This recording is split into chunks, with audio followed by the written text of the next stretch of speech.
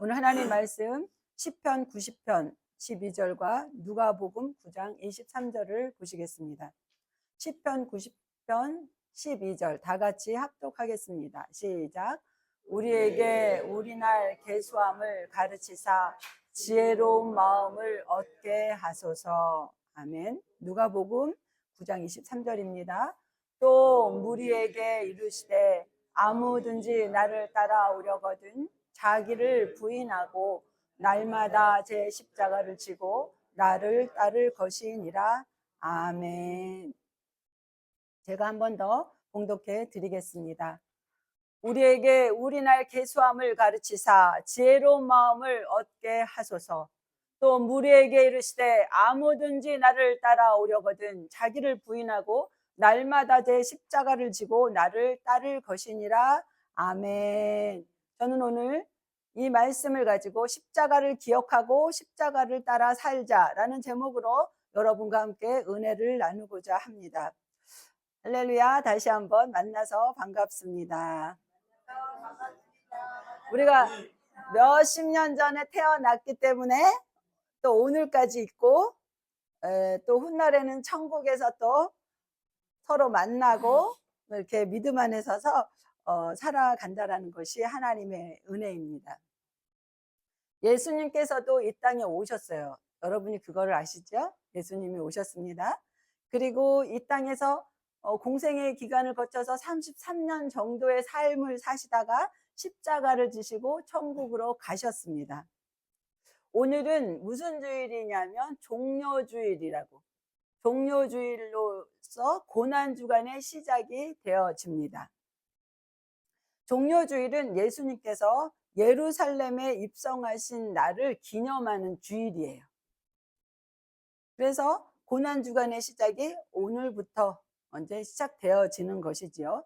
예수님께서 십자가를 지시기 위해서 예루살렘으로 들어오실 때에 거기 마태복음 21장 8절에 이렇게 보면은 예수님께서 이제 예루살렘으로 들어가시는 거예요. 마지막 일주일을 남겨놓고 십자가를 지시기 마지막 일주일을 남겨놓고 예루살렘 성으로 들어가실 때에 사람들은 생각했어요. 예수님이 이제 로마의 압제에서 우리를 구원해 주실 이 땅의 왕이다라고 생각했기 때문에 예수님을 이 땅의 왕으로 생각하신 거예요. 그래서 예수님은 죽으러 들어가시지만 그 사람들은 예수님을 어떤 그 해방을 줄 그런 왕으로 생각하고 기뻐했어요. 예수님이 예루살렘으로 들어오실 때에 어떤 사람은 겉옷을 벗어서 깔고 어떤 사람은 종려나무 가지를 꺾어서 이렇게 바닥에 깔고, 그래서 예수님이 나귀를 타시고 그거를 밟고 예루살렘으로 들어가십니다.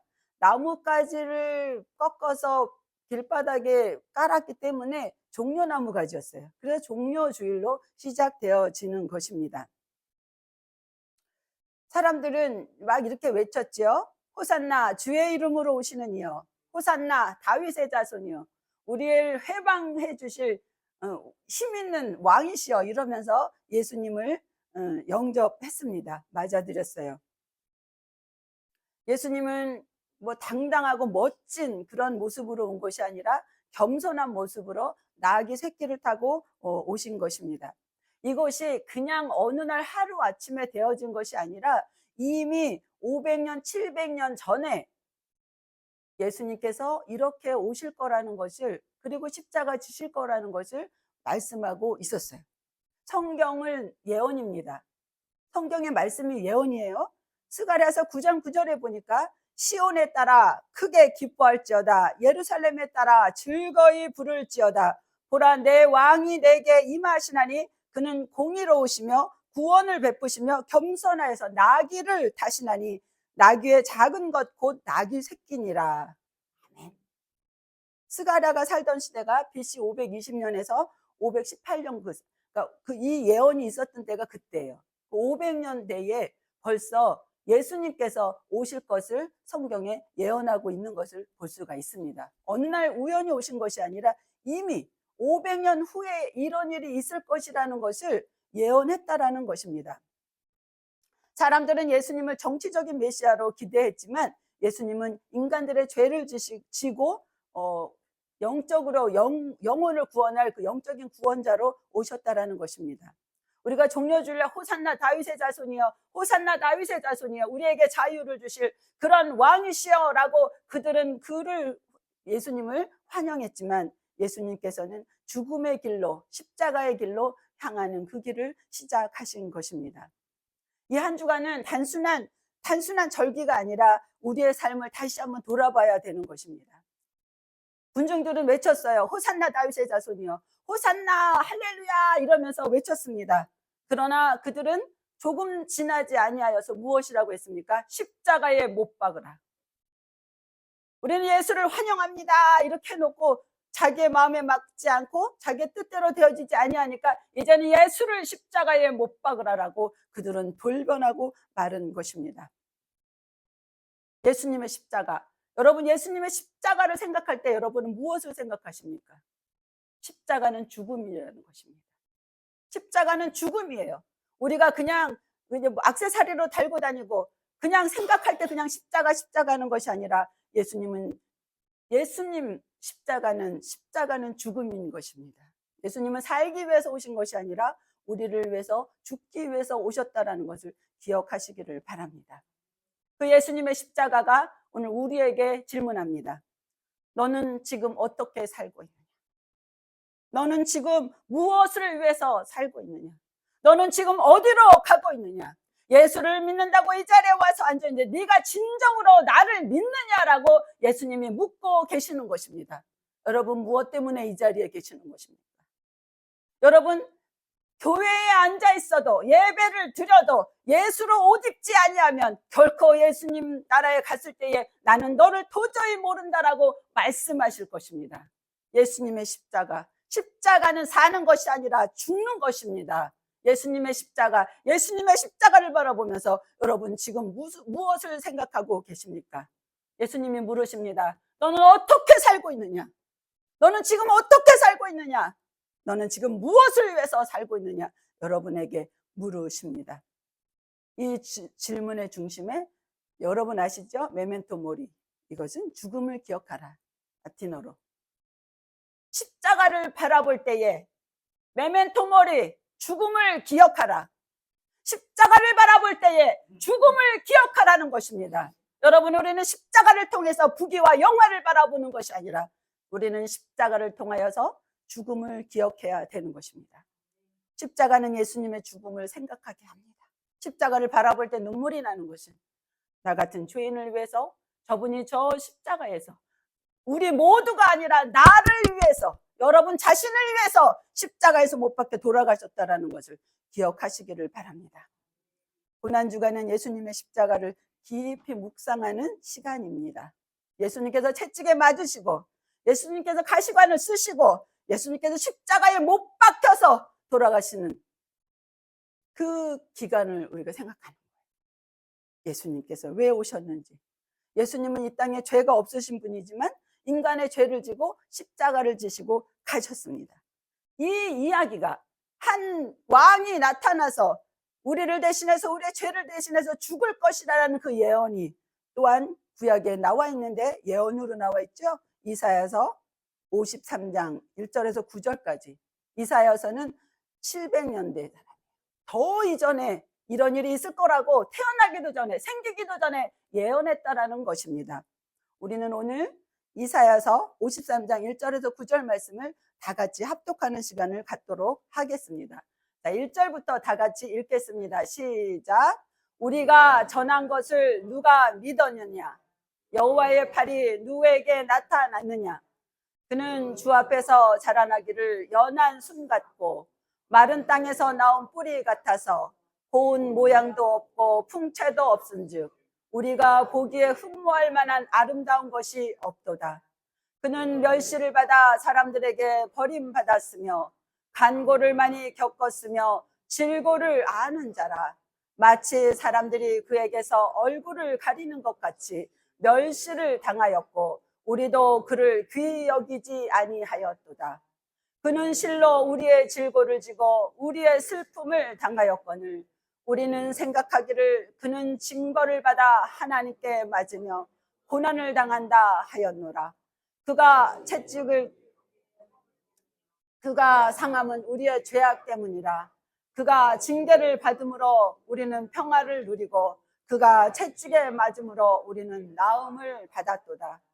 우리는 다 양 같아서 그릇 행하여 각기 제 길로 갔거늘 여호와께서는 우리 모두의 죄악을 그에게 담당시키셨도다.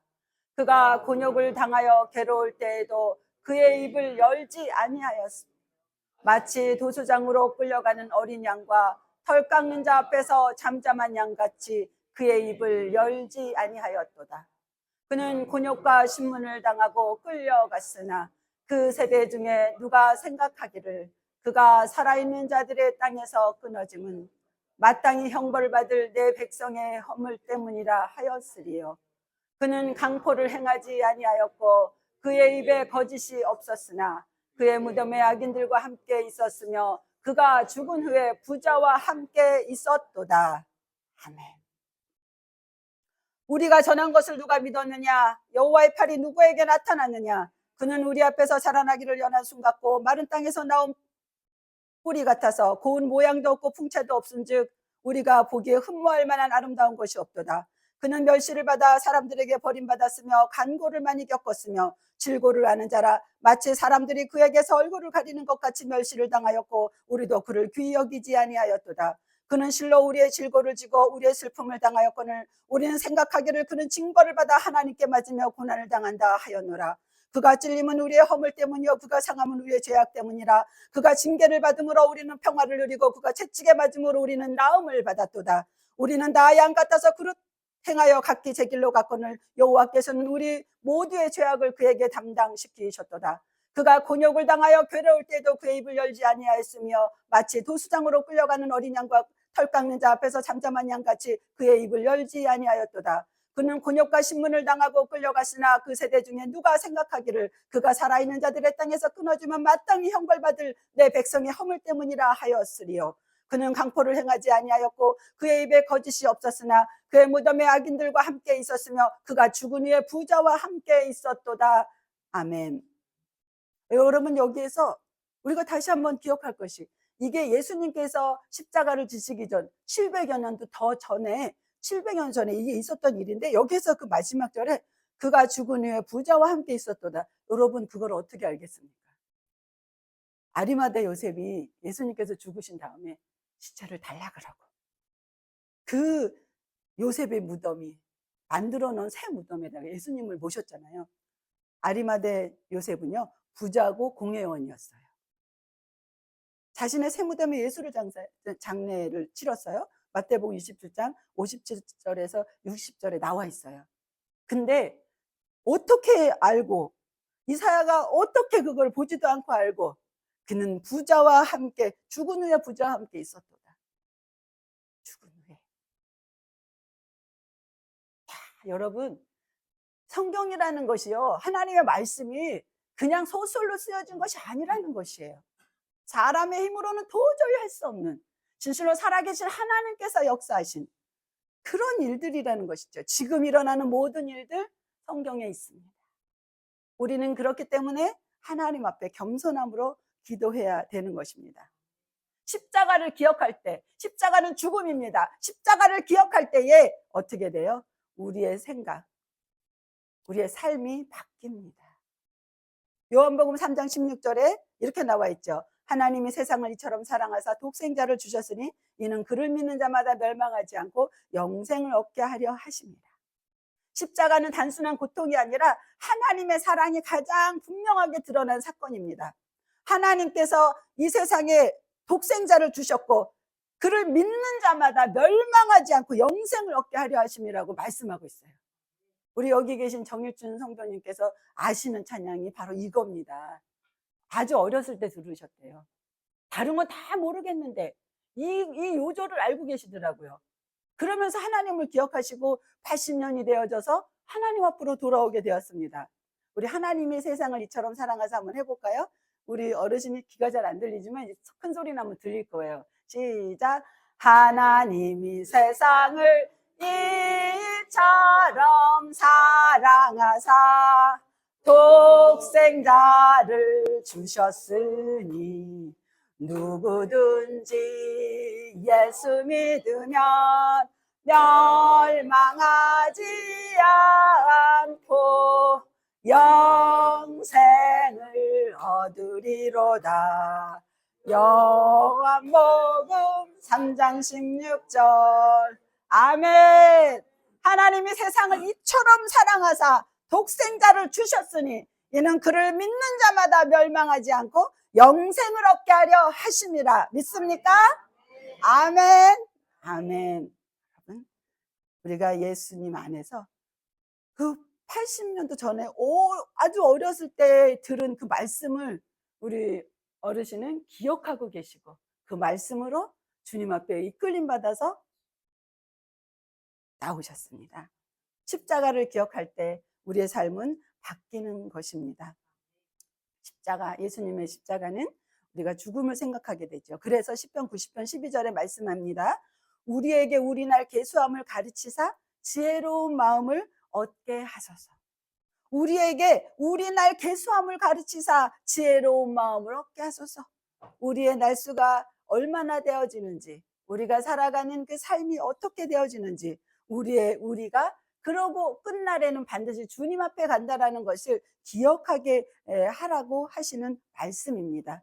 그렇기 때문에 우리가 살아가면서 죄를 가볍게 여기지 말고, 또 우리에게 주어진 시간을 함부로 쓰지 말고, 하나님께서 찾으실 때에 우리는 정결하고 성숙한, 그리고 우리에게 주어진 인생을 잘 성실하게 살았다라는 그런 아름다운 열매가 여러분에게 있기를 바랍니다. 고난주간은 단순히 예수님께서 여기에다가 못 박는 거예요. 아시죠? 여기는 찢어진대요. 여기에다가 못을 박는 거예요. 예수님께서 단순히 가시에 찔려도 아픈데 저기 큰 가시를 쓰고 또 여기다 못을 박았으니 얼마나 아플까, 그 아픔의 정도가 아니라는 것입니다. 예수님께서는 우리의 모든 전 인류의 죄를 지시고 십자가에서 그의 생명을 내어 놓으셨습니다. 그렇기 때문에 저 얼마나 아팠을까? 아팠지요. 그러나 그것만 생각하고 감정적으로 슬퍼하면서 얼마나 아프실까 해서 줄줄 울고, 그렇게 말씀 듣고 막 아이고 잘 살아야지 하다가 저 성전을 나가서는 다 잊어버리는 거예요. 고난주간은 개뿔 모르겠다 뭐 이러면서 또 다시 자기의 이익과 자기의 좀 이게 뭐 독선적인 그런 자기의 욕심적인 그 마음을 가지고, 그리고 조금만 좀 손해 보는 것 같아도 발발 떨면서 절대로 용서하지 못해 이러면서 갑니다. 여러분, 주님의 십자가를 생각하고 주님은 얼마나 아팠을까 이래놓고 가서 누가 좀만 눈만 홀겨도 저것이 가갖고 확 때려버려, 왜 나한테 저러는 거야, 이런 마음들로 이렇게 그거를 해결을 못해. 여러분, 그렇게 되어질 때마다 어떻게 해야 돼요? 주님의 십자가를 생각하는 거예요. 주님은 온갖 모욕과 조롱과 아픔과 슬픔과 고통과 괴로움을 다 짊어지시고 십자가에서 돌아가셨어요. 참으셨다. 그러면 그렇게 어떤 억울한 일을 당하고 속상한 일을 당할 때 어떻게 해야 돼요? 주님은 십자가도 지셨는데 이거는 아무것도 아니지, 그래 나도 이겨야지, 이렇게 하시기를 바랍니다. 저는 절대로 지면은 안 된다고 생각하는 성격에서 어렸을 때 우리 형제들이 이제 남동생이 이제 2명이 있어요. 근데 제가 중학생이고 얘네들이 초등학생이잖아요. 예전에는 성수동에 살았거든요. 지금 그때 진짜 얼마나 많이 그래. 근데 그때 집이 조그맣고 이렇게 다 살잖아요. 동네 애들이 막 모여서 살잖아요. 근데 거기는 저보다 나이가 많은 누나가 있고 저랑 비슷한 남자 형제가 있고 이런 그 형제들이 또 있었어요. 근데 학교 갔다 오니까 우리 동생들이 작으니까 애들이 우리 동생을 막 때렸고 막 그렇게 했나 봐요. 내가 그걸 알았어요. 예수님의 십자가를 생각하면 제가 그거를 넘어가야지. 근데 어린애가 무슨 예수님이 연탄 뗐잖아요. 그래? 저것들이 그랬어? 그래가지고 연탄재, 타다 나무 연탄재 시커먼 것도 있잖아. 그거 다 긁어가지고 지금도 생각나. 애들 데리고 그 집 부엌에다가, 지금은 부엌이 좋잖아. 그 집 부엌문 탁 열고 막 뭐라 그러면서 제가 다시는 건들지 마 이래갖고 그 연탄재를 그 부엌 바닥에다가 제가 그랬던 사람입니다. 다신 건들지 말라고. 그러면 안 된다라는 거예요. 누가 농사를 짓다가 좀 억울하게 잎밭을 다 갈아놨는데 또 자기가 했다고 그거 와서 자기가 간다고 하고 하여튼간 이상한 일들이 너무너무 많이 있어요. 그럴 때 주님의 십자가를 바라보고 주님 덕분에 참는 거예요. 주님 덕분에 참아내는 것입니다. 참아내면 주님께서 잘했다 하실 것입니다. 예수님의 십자가를 생각하면서 하나님께서 나를 사랑하셔서 이 땅에 아들을 보내주시고 그 아들로 인하여서 우리가 죄사함을 받을 수 있게 하였사오니 조금은 달라야 되잖아요. 믿지 않는 자들과 조금은 달라야 되잖아요. 조금 달라진 그 모습으로 이 고난주간을 잘 이기시기를 바랍니다. 십자가를 기억한다라는 것은 죽음을 기억하면서 사는 사람은 결코 시간을 낭비하지 않을 거예요. 죄악 가운데 들어가지 않을 거예요. 인생은 언젠가 반드시 끝나는 날이 있다라는 것을 알기 때문인 것입니다. 그 삶이 끝났을 때에 어떻게 주님 앞에 가고 주님께서는 우리의 삶을 다시 셈해 보실 거라는 것을 여러분 기억해 보시기를 바랍니다. 성경에 갈렙이라는 사람이 나옵니다. 여호수아서 14장에 나오는 이야기인데요. 갈렙은 죽음을 아는 사람처럼 살았다라고 말할 수가 있어요. 여호수아서 14장 10절에 보니까 이제 보소서 여호와께서 이 말씀을 모세에게 이르신 때로부터 이스라엘이 광야에서 방황한 지 45년 동안 여호와께서 말씀하신 대로 나를 생존하게 하셨나이다. 민수기 14장에 보니까 12정탐꾼을 보낼 때에 10명은 부정적인 이야기를 했고 여호수아와 갈렙은 긍정적인 말을 했어요. 하나님께서 함께 하시면 우리가 능히 그 땅을 정복할 수 있습니다라고 긍정적으로 말을 했단 말이에요. 그래서 이 두 사람만 살아남고 나머지는 다 죽었어요. 그래서 세월이 흘러가지고서는 이 갈렙이 이제 85세까지 사는 거예요. 나이가 85세가 되어졌는데 보니까 그 85세에도 믿음이 식지 않았고 여전히 싸움할 수 있었다라는 것이에요. 여호와께서 나를 생존하게 하셨다라는 것은 살아있게 하셨다라는 것은 죽음을 안다라는 거예요. 그렇잖아요.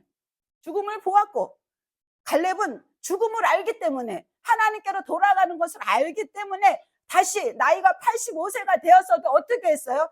다시 당당하게 하나님 앞에 말합니다. 가장 험하고 가장 힘든 땅, 거인이 있는 그 땅, 그 안악 자손을 내게 주시옵소서라고 그 갈렙은 요구합니다. 헤브론은 가장 험한 곳이었고 안악 자손 거인이 살던 곳이었어요. 그 땅을 정복하기에는 85세 된 노인으로서는 굉장히 힘들었을 것입니다. 그러나 갈렙은 하나님께서 나를 살아있게 하신 것은 분명히 하나님께서 주신 목적이 있기 때문이다. 가장 험하고 힘들지만 내가 저것을 정복하리라 라고 마음에 다짐한 것입니다. 갈렙은 어떤 길을 택했어요?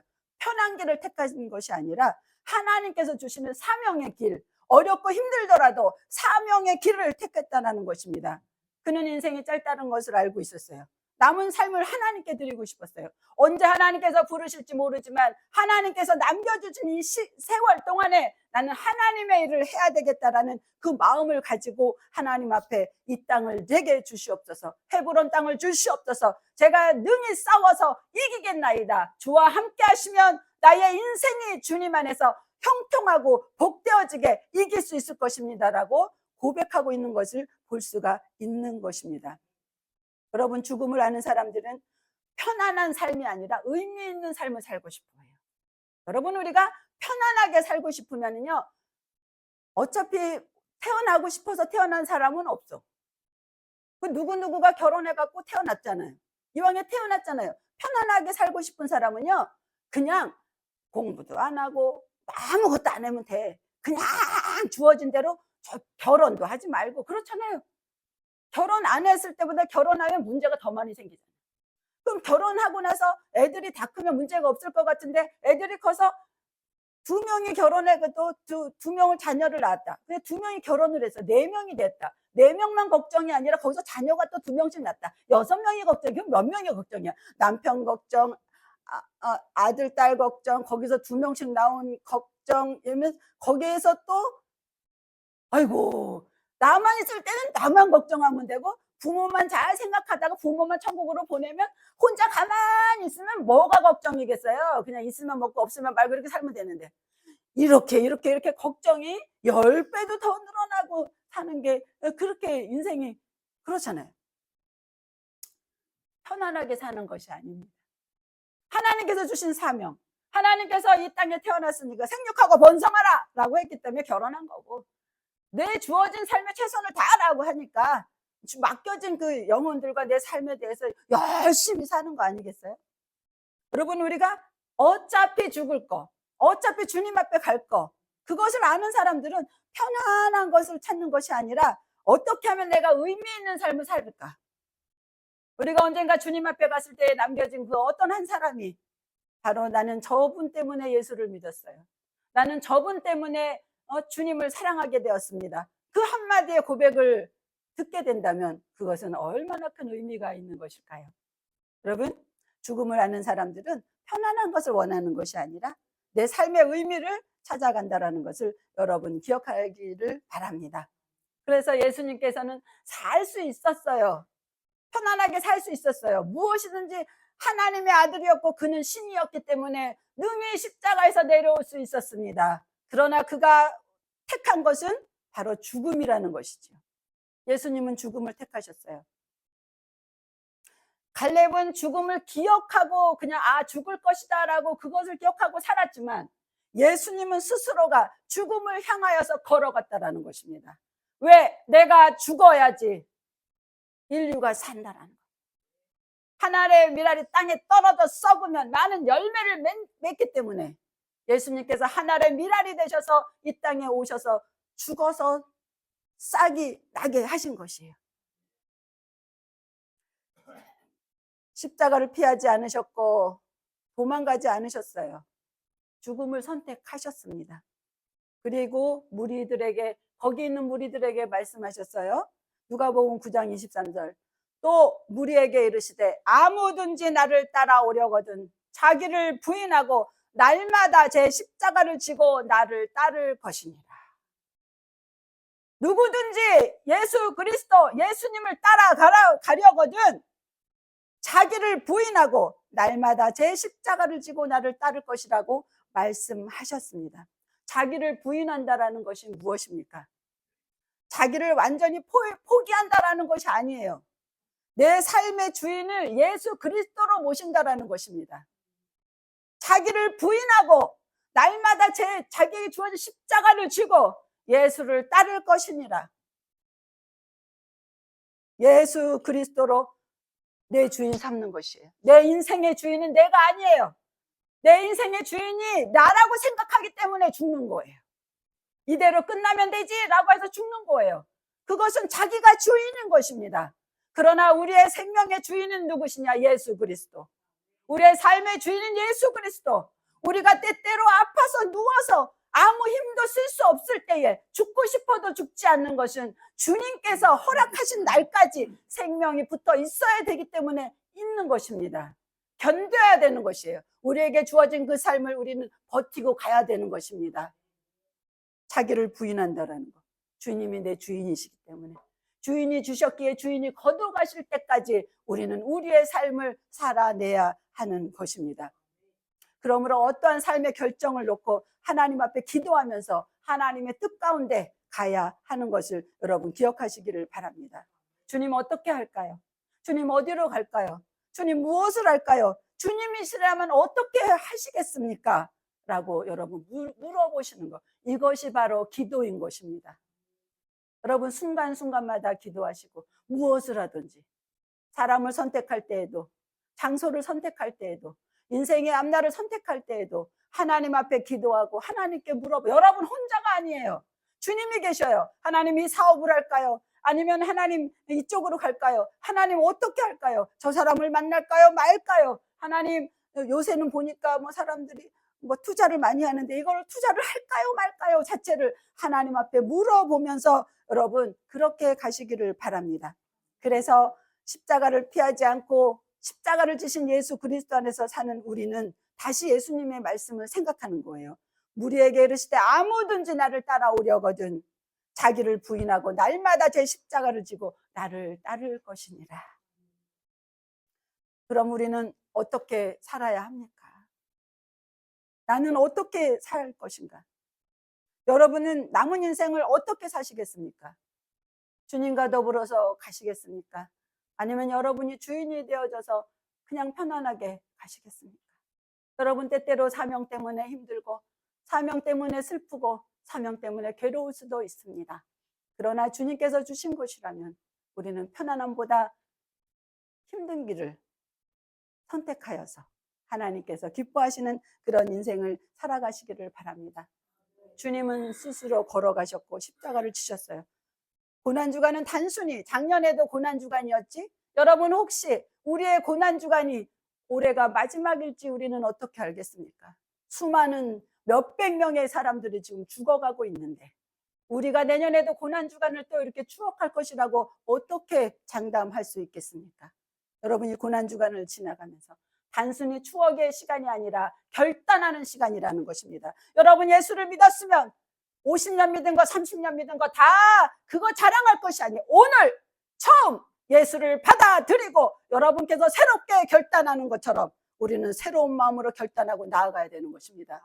예수 그리스도로 인하여서 내 삶이 하나님께서 기뻐하시는 삶으로 살게 될 것을 여러분 마음속에 다시 결단하시면서 이 말씀을 기억하시기를 바랍니다. 시편 90편 12절에 우리에게 우리 날 계수함을 가르치사 지혜로운 마음을 얻게 하소서.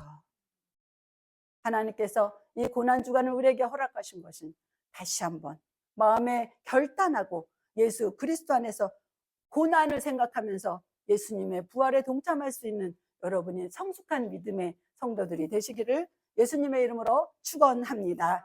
아멘.